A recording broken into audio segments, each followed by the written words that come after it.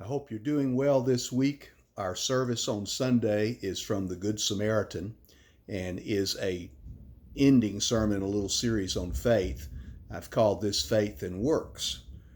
There are elements to faith that involve works, and the sermon will sort of flesh all that out for you. But it's interesting in the story, this is sort of a sidebar in the sermon, but something I pull from this reading and this study of the Good Samaritan, which I've studied dozens of times, is how important empathy is if we are to show our faith through our works. That word empathy is tossed around some, but it basically means, one of the best definitions I saw, that we learn to see through another person's eyes and to feel through their heart. The hero in the story that Jesus tells is trying to make the point that if we love God with all of our heart, soul, mind, and strength, we will also love our neighbor as ourselves.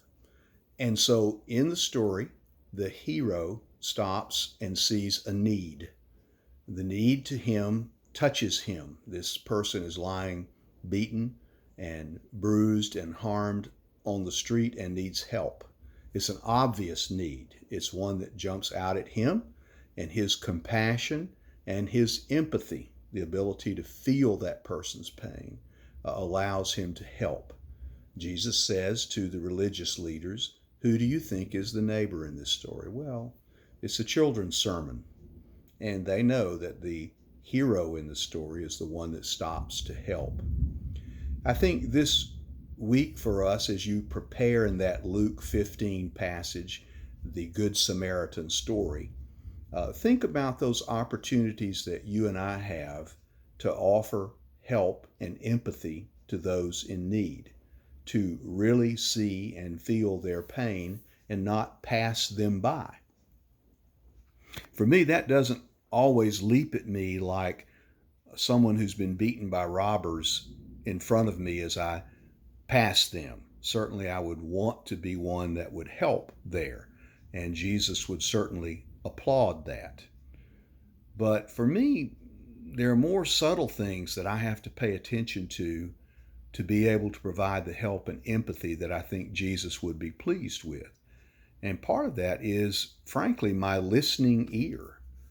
Am I willing to go deeper into someone's pain in order to help them, or does it make me too nervous, or does it make me feel too pushed or boxed in to try to reach out and help when I see that pain? People will throw us breadcrumbs a lot of times to see if we're listening. Someone who is in pain will not always just spill all of their story, but they will throw you enough hints that you can walk along the path of their words and find, hey, there's something here that needs some empathy, some help. And it doesn't always mean we can fix everything. The guy in the story, the Good Samaritan, he didn't fix everything here.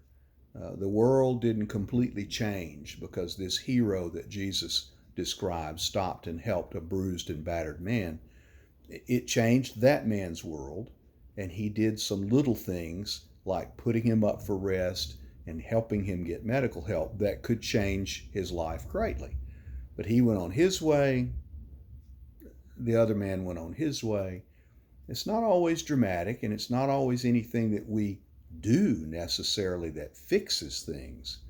But to be empathetic first means to listen and to care. When doing counseling through the years, one of the things I was fortunate enough to learn early on in my career, that it is best to let somebody tell you immediately where they are hurting. Oftentimes when people would come to see me in the midst of whatever kind of pain or difficulty that required some counseling, someone to listen, I almost always started that session by saying, I'm interested in hearing about the past, I'm interested in hearing about the future, but really what I want you to tell me is, what is hurting you right now? What hurts? And I want to be a listening ear for that. And that doesn't make any promises that I'm going to fix it all, but it is faith in action when we provide our listening empathy. So this week, I would encourage you, there are people in pain in your life. I just know. And we're living in a time that amplifies that.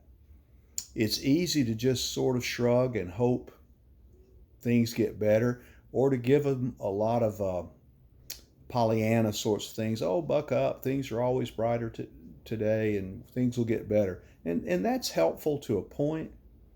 But sometimes the most helpful thing we can do is stop and listen and ask, where are you hurting?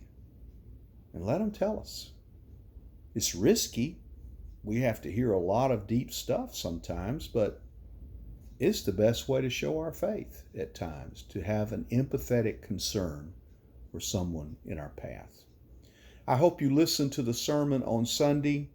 I, like you, am ready to get back together, but I'm also glad that we're doing due diligence with a very real pandemic.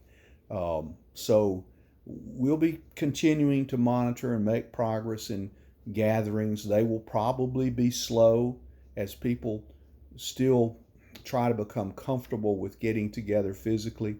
So we'll let you know more about that. Our board will work diligently on that. But if you have a need, if I can help you in any way, as I would say about the sermon on Sunday, I'm listening. I'm glad to hear from you and would help in any way I could. Thanks for listening, and hope to see you soon.